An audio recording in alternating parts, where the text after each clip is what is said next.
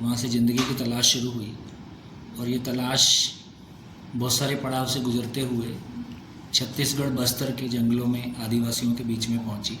दिनों में समझ में आया कि जिंदगी क्या है। નમસ્કાર, આપ જોઈ રહ્યા છો સત્યનો સાગર ન્યૂઝ। જીવન વિદ્યા શિબિરનું સમર્થ ડાયમંડ ખાતે સુંદર આયોજન કરવામાં આવ્યું હતું। સર્વશુભમાં સ્વશુભ સમાયેલું છે અને સમગ્ર અસ્તિત્વમાં સર્વનું શુભ થાય તેવી વ્યવસ્થા છે એ ધ્રુવબિંદુને કેન્દ્રવર્તી રાખી હાલમાં જ સમર્થ ડાયમંડ ખાતે જીવન વિદ્યા પરિચય શિબિર યોજાયો હતો।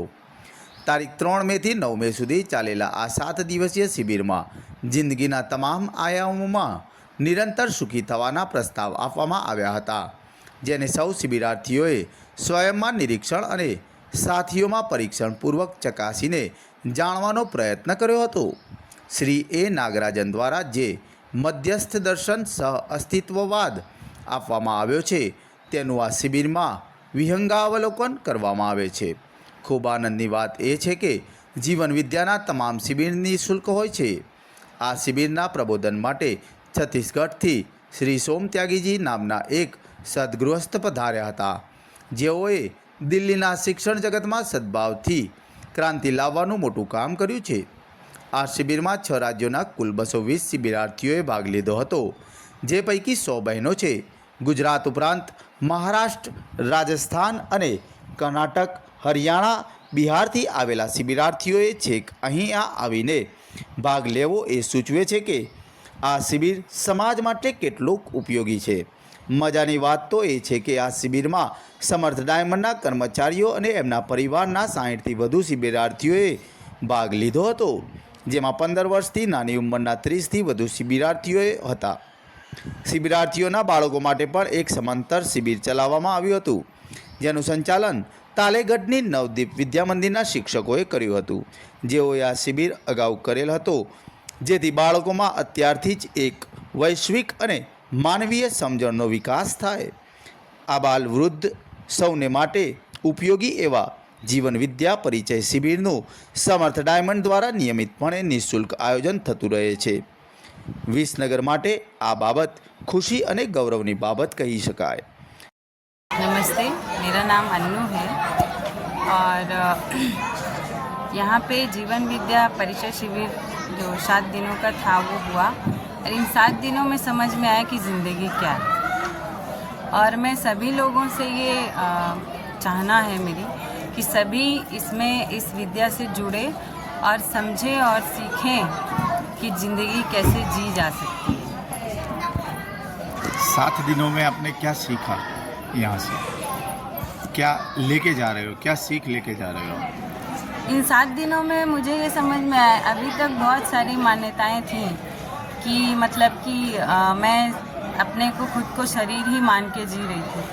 तो 7 दिन में ये समझ में आया कि मैं शरीर नहीं हूँ, शरीर अलग है और जीवन अलग है। इन 2 वास्तविकताओं का परिचय हुआ, संपूर्ण अस्तित्व को मैं देख पाई, समझ पाई, ईश्वर क्या है ये समझ में आया, परिवार में कैसे जीना है ये समझ में आया, हम सुखी कैसे हो सकते हैं और उसकी निरंतरता कैसे बनी रह सकती है ये भी समझ में आया। મારું નામ દશરથભાઈ પટેલ છે। સમર્થ ડાયમંડ અમારી કંપની છે અને આ સમર્થ ડાયમંડમાં અમે લોકો જેમ હીરા બનાવવાનું કામ કરીએ છીએ એમ સાથે સાથે માણસના જીવનમાં જે પ્રોબ્લેમ છે, જે ડે ટુ ડેમાં આજે આપણને લાગે છે કે પરિવાર તૂટતા રહેલા છે, મેરેજ તૂટતા રહેલા છે અને જે અત્યારની નવી જનરેશન અને જે પ્રમાણે જે રીતે આગળ વધતી રહેલી છે એમાં સમાજમાં આગળ જતો ચિંતાજનક ચિત્ર હોય એવું દેખાય છે। હવે આ ચિંતાજનક ચિત્ર માટેનો ઉકેલ અમને એક મળ્યો છે અને એ જીવન વિદ્યા શિબિર દ્વારા મળ્યો છે। તો એ શિબિરનું અમે અહીંયા આયોજન કરીએ છીએ અને એ શિબિર અમે વર્ષમાં 2 વખત અહીંયા કરીએ છીએ અને એમાં લગભગ ભારતના ઘણા બધા રાજ્યોમાંથી લોકો અહીંયા આવે છે અને શું છે વિસનગરના લોકો અને અમારા કર્મચારીઓ બધા મળી અને 300-400 લોકોની શિબિર અમે દર વખતે અહીંયા કરીએ છીએ અને 7 દિવસની શિબિર હોય છે। આ શિબિર એમાં બોલવાવાળા વ્યક્તિ હોય છે એ બિલકુલ નિઃશુલ્ક હોય છે, એ કોઈ પણ એનો ચાર્જ કરતા નથી. એટલે આ એવી રીતની શિબિર છે. અને આ દર્શનના આધારે અમે લોકોએ અહીંયા એક સ્કૂલનો પણ પ્લાનિંગ કર્યું છે. અને એ સ્કૂલ પણ હવે આવતા વખતમાં એનું બિલ્ડિંગ થશે એટલે એ સ્કૂલ પણ અમે ચાલુ કરવા જઈ રહ્યા છીએ. હાલ નાના પાયા ઉપર ખાલી થોડા છોકરાઓ સાથે એક લર્નિંગ सेंटरना हिसाबे અત્યારે ચાલુ છે. Thank you. मैं सोम त्यागी बेसिकली दिल्ली से बिलोंग करता हूँ. 89 का मेरा इंजीनियरिंग पास आउट है. 3 साल जॉब किया और जॉब करने के दौरान समझ में आया कि जॉब में जो हो सकता है वो ज़िंदगी के लिए पर्याप्त नहीं है.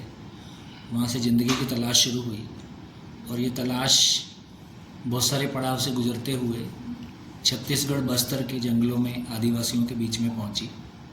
और वहाँ पे आदरणीय नागराज जी जो मध्य दर्शन के प्रणेता हैं, जिसका 7 दिन का परिचय जो इंट्रोडक्टरी वर्कशॉप हम जीवन विद्या के रूप में करते हैं, उनसे मुलाकात हुई. तो उसके पहले तलाश ये थी कि जो कुछ भी हम अच्छी बातें दे रहे हैं वो धर्म और अध्यात्म के रूप में. जब एक बच्चा पैदा होता है तो उसका तो मन साफ है, तो क्लीन स्लेट है. वहाँ हम एक अच्छी चीज़ें, स्कूल में एक बच्चा 6 घंटे रोज़ 20 साल लगाता है, जो भी कुछ अच्छा आचरण देना है, अच्छा नागरिक बनाना है, वहाँ हम क्यों नहीं दे सकते. आदरणीय नागराज जी के माध्यम से जीवन विद्या मध्य दर्शन के रूप में जो ये अनुसंधान हुआ, इसमें बड़ी चीज़ ये निकली कि जिस तरह से हम फिजिक्स और केमिस्ट्री पढ़ाते हैं, मैथमेटिक्स, इंग्लिश और इंजीनियरिंग और मेडिकल साइंस पढ़ाते हैं, उसी तरह से ज़िंदगी को भी क्लासरूम में लाया जा सकता है. तो एक व्यक्ति जितना अच्छा इंजीनियर हो वो उतना ही अच्छा पति भी हो, उतना ही अच्छा भाई भी हो, उतना ही अच्छा नागरिक भी हो. एक व्यक्ति बहुत अच्छा डॉक्टर भी हो, वो उतना ही अच्छा इंसान भी हो. एक कंपनी चलाने वाला व्यक्ति जितना अपने प्रॉफिट के लिए सोचे उतना समाज के लिए भी सोचे. एक राजनीतिज्ञ जितना अपने दल की जीत के लिए सोचे वो सही अर्थों में समाज के लिए सोच पाए. ये सारी बातें सुनने में आवश्यक तो लगती हैं, लेकिन इनको ज़मीन पे कैसे उतारा जाए इसके लिए हमारे पास कोई स्वरूप नहीं था. परंपरा में आदमी शरीर नहीं है, आत्मा है, आत्मा अजर अमर है, ईश्वर ने सृष्टि बनाई, ऐसी बहुत सारी बातें हमको सुनने को ज़रूर मिलती हैं.